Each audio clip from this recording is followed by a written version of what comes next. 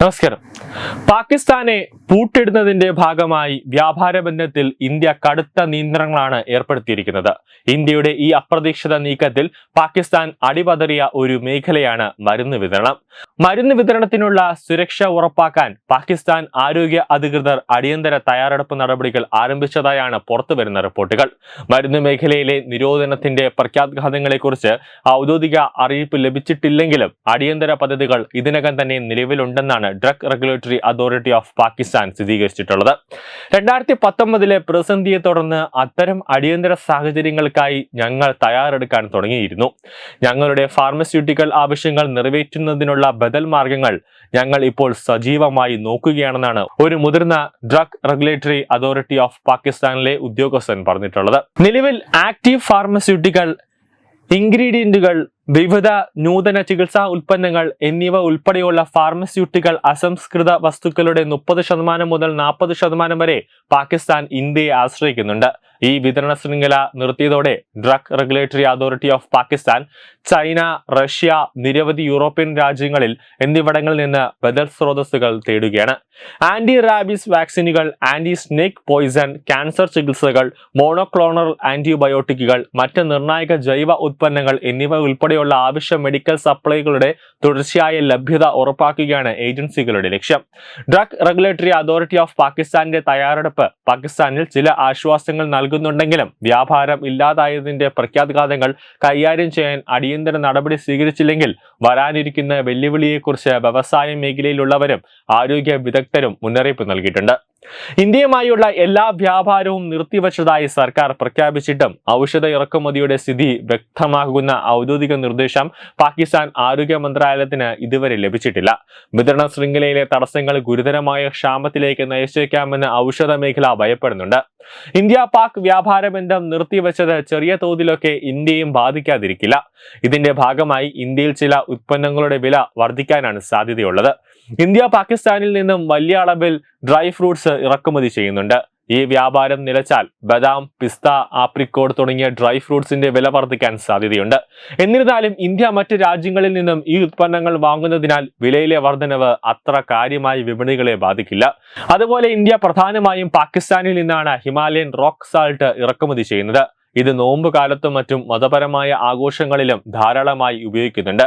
വ്യാപാരം നിലച്ചാൽ ഈ ഉപ്പിന് ഇന്ത്യയിൽ വില വർദ്ധിക്കാൻ സാധ്യതയുണ്ട്. കൂടാതെ സിമന്റ്, കല്ലുകൾ, കുമ്മായം, പരുത്തി, ഉരുക്ക്, ജൈവ രാസവസ്തുക്കൾ, അതോടൊപ്പം ലോഹ സംയുക്തങ്ങൾ, തുകൽ ഉൽപ്പന്നങ്ങൾ തുടങ്ങിയവയും ഇന്ത്യ പാകിസ്ഥാനിൽ നിന്നും ഇറക്കുമതി ചെയ്യുന്നവയിൽ ഉൾപ്പെടുന്നുണ്ട്.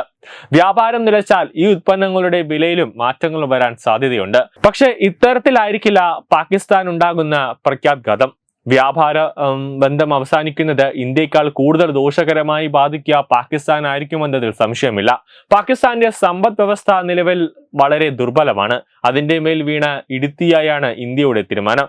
ജൈവ രാസവസ്തുക്കൾ, മരുന്നുകൾ, പ്ലാസ്റ്റിക് ഉൽപ്പന്നങ്ങൾ, പരുത്തി, പഴങ്ങൾ, പച്ചക്കറികൾ, ചായ, കാപ്പി, സുഗന്ധ വ്യഞ്ജനങ്ങൾ, പഞ്ചസാര, എണ്ണക്കുരുകൾ, പാൽ ഉൽപ്പന്നങ്ങൾ, മൃഗത്തീറ്റ തുടങ്ങിയ നിരവധി ഉൽപ്പന്നങ്ങൾ ഇന്ത്യ പാകിസ്ഥാനിലേക്ക് കയറ്റുമതി ചെയ്യുന്നുണ്ട്. ഈ കയറ്റുമതി നിലയ്ക്കുന്നത് പാകിസ്ഥാന്റെ സാമ്പത്തിക സ്ഥിതിയെ കൂടുതൽ തളർത്താനുള്ള സാധ്യത വളരെ ഏറെയാണ്. സംഘർഷം ഇതിലും വർദ്ധിക്കുന്ന അവസ്ഥയിലേക്കാണ് കാര്യങ്ങളുടെ പോക്കെങ്കിൽ താത്കാലികമായി ഏർപ്പെടുത്തിയ ഈ വിലക്ക് സ്ഥിരമാക്കാനുള്ള സാധ്യത ഏറെയാണ്. അങ്ങനെ വന്നാൽ അത് പാകിസ്ഥാനെ കാര്യമായി തന്നെ ബാധിക്കും.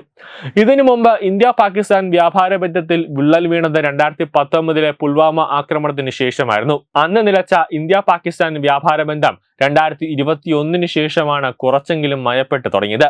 2019 ഫെബ്രുവരി 14 ഉണ്ടായ പുൽവാമ ആക്രമണത്തിന് പിന്നാലെ ഇന്ത്യ പാകിസ്ഥാനുള്ള അഭിമത രാഷ്ട്ര പദവി ഇന്ത്യ പിൻവലിക്കുകയും അവിടെ നിന്നുള്ള ഇറക്കുമതിക്ക് 200% തീരുവ ചുമത്തുകയും ചെയ്തിരുന്നു. കയറ്റുമതിയിലും ഇറക്കുമതിയിലും ചുങ്കം സംബന്ധിച്ച ആനുകൂല്യങ്ങൾ ഇതോടെ പാകിസ്ഥാന് നഷ്ടമാവുകയായിരുന്നു. ഇതിന് പിന്നാലെയാണ് ഉഭയകക്ഷി വ്യാപാരം നിർത്തിവെക്കാൻ പാകിസ്ഥാൻ ഏകപക്ഷീയമായി തീരുമാനിച്ചത്. അതോടെ ഇന്ത്യ കയറ്റുമതി ഏകദേശം 60% കുറച്ചിരുന്നു. 2021 ആഭ്യന്തര വിലക്കയറ്റം മൂലമാണ് ഇന്ത്യയുമായുള്ള വ്യാപാര ബന്ധം ഭാഗികമായി പുനഃസ്ഥാപിക്കാൻ പാകിസ്ഥാൻ തീരുമാനിച്ചത്. ദി എക്സ്പ്രസ് ട്രിബ്യൂണൽ റിപ്പോർട്ട് പ്രകാരം 2023-24 സാമ്പത്തിക വർഷത്തിൽ ലാൻഡ് പോർട്ട് 6871 ചരക്ക് നീക്കങ്ങളിലൂടെ 3886.53 കോടി രൂപയുടെ വ്യാപാരം രേഖപ്പെടുത്തിയിട്ടുണ്ട്. 71,563 പാസഞ്ചർ ക്രോസിംഗുകളും ഇതുവഴി റിപ്പോർട്ട് ചെയ്യപ്പെട്ടിട്ടുണ്ട്. അട്ടാരി ലാൻഡ് പോർട്ട് വഴിയുള്ള ഇന്ത്യയുടെ പ്രധാന കയറ്റുമതി പച്ചക്കറികൾ, സോയാബീൻ, കോഴിത്തീറ്റ, പ്ലാസ്റ്റിക് തരികൾ, ചുവന്ന മുളക് എന്നിവയാണ് പാകിസ്ഥാനിൽ നിന്നുള്ള ഇറക്കുമതിയിൽ dry fruits, rock salt, gypsum, cement, ഔഷധ സസ്യങ്ങൾ എന്നിവ ഉൾപ്പെടുന്നത്. പാകിസ്ഥാനിലെ ദി ഫ്രൈഡ് ടൈംസിൽ പ്രസിദ്ധീകരിച്ച ഒരു റിപ്പോർട്ട് അനുസരിച്ച് 2025 ഫെബ്രുവരിയിൽ പാകിസ്ഥാൻ ഇന്ത്യയിൽ നിന്നും $26.8 മില്യൺ സാധനങ്ങൾ ഇറക്കുമതി ചെയ്തിട്ടുണ്ട്. എന്തായാലും ഇപ്പോൾ ഉണ്ടായിരിക്കുന്ന ഈ അപ്രതീക്ഷിത വ്യാപാര തിരിച്ചടിയിൽ അധികകാലം പിടിച്ചു നിൽക്കാനുള്ള കെൽപ്പ് പാകിസ്ഥാന് ഉണ്ടോ എന്ന കാര്യം സംശയിക്കേണ്ടതാണ്. ന്യൂസ് ഡെസ്ക് തത്വമൈ news.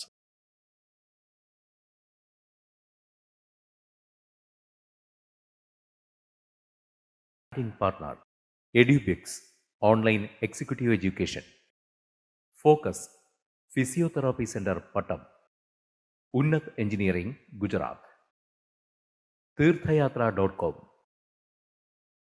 Iron Build Gujarat, PRS Hospital Killipalam Thiruvananthapuram. 5 തലമുറകളായി നിങ്ങൾക്കൊപ്പം. തുമ്പമൺ ശ്രീ വടക്കുംനാഥൻ ക്ഷേത്രം, അമ്പലക്കടവ്, പത്തനംതിട്ട. ശ്രീമദ് സ്കന്ദപുരാണ മഹാസത്രം 2025 മെയ് 11 മുതൽ 18 വരെ.